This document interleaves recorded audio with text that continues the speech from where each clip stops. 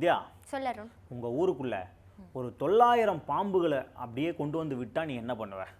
ஒரு பாம்பு வந்தாலே நான் எகிரி குதிச்சு ஓடிடுவேன். இதுல வர 900 பாம்பா, அவ்வளவுதான், நான் அப்படியே மயங்கி விழுந்துருவேன். மயங்கி விழுந்தனா அது போயிட்டே இருக்கும், நீயும் போயிடுவேன். அதாவது இந்த மாதிரி ஒரு சம்பவம் ரியல்லையே நடந்திருக்கு, அதனால தான் சொல்ல வந்தேன். எங்க அருண்? அதாவது சீனாவில் கிட்டத்தட்ட ஒரு 900 பாம்புகள் வந்து பண்ணையிலேருந்து தப்பிச்சு கிராமத்துக்குள்ளே போயிடுச்சான். அதோட பரபரப்பு காட்சிகள்லாம் பாரு.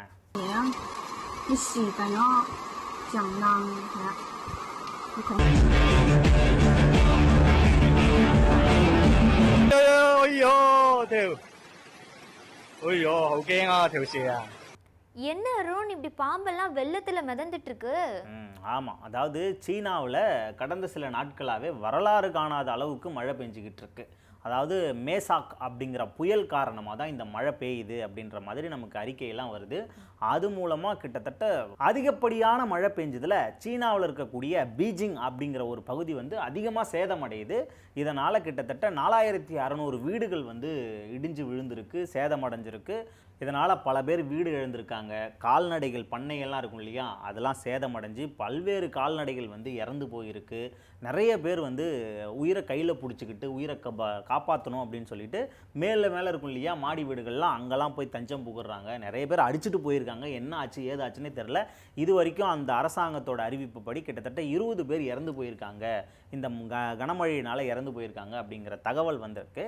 இந்த நிலையில தான் அந்த பீஜிங் அப்படிங்கிற பகுதியில் இருக்கக்கூடிய ஒரு பாம்பு பண்ணை வந்து இந்த வெள்ளத்தில் வந்து சிக்கியிருக்கு. அந்த பாம்பு பண்ணையிலிருந்து இந்த வெள்ளத்தின் மூலமாக கிட்டத்தட்ட 900 பாம்புகள் வந்து அதுலேருந்து தப்பிச்சிருக்கான்.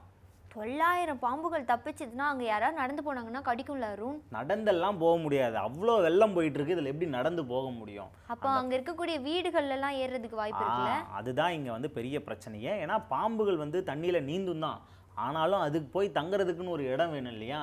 இப்போ என்ன பண்ணணும்னா இருக்கிற எல்லா பாம்புகளும் அங்கே இருக்கக்கூடிய வீடுகளுக்கு தான் தஞ்சம் புகுதான், அந்த வீட்டை தேடி தான் நகர்ந்துக்கிட்டு இருக்கான். இதனால் அந்த பகுதியில் இருக்கக்கூடிய மக்கள் வந்து அச்சம் தெரிவிக்கிறாங்க.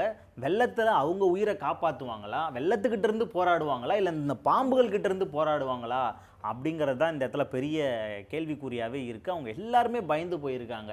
நம்ம வீடியோவில் பார்த்தாலே தெரியும், ஒவ்வொரு இடத்துலையும் ஒவ்வொரு பாம்பு ஓடிக்கிட்டே இருக்கும். அதுவும் விதவிதமான பாம்புகள்லாம் போயிட்டுருக்கும். இதில் வந்து ராஜநாகம் உட்பட நிறைய விஷப்பாம்புகள்லாம் இருக்குது அப்படிங்கிற மாதிரியும் தகவல் வெளியாகிருக்கு.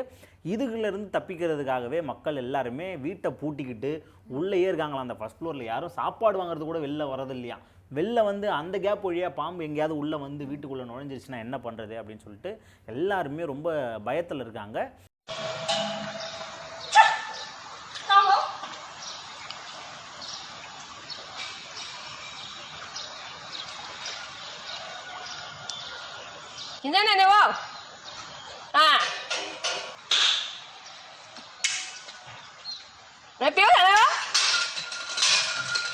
இது தொடர்பாக அந்த பகுதியில் இருக்கக்கூடிய மீட்பு குழு என்ன பண்ணியிருக்குன்னா, இந்த பாம்புகளை வந்து பிடிக்கிறதுக்காக பாம்பு பிடி வீரர்களை வந்து அங்கே இறக்கியிருக்கு. ஒரு 10 பேரோட கொண்ட குழுவை வந்து அந்த பகுதியில் இறக்கி பாம்பெல்லாம் பிடிக்கிறதுக்கான வேலைகள்லாம் நடத்திக்கிட்டு இருக்காங்க.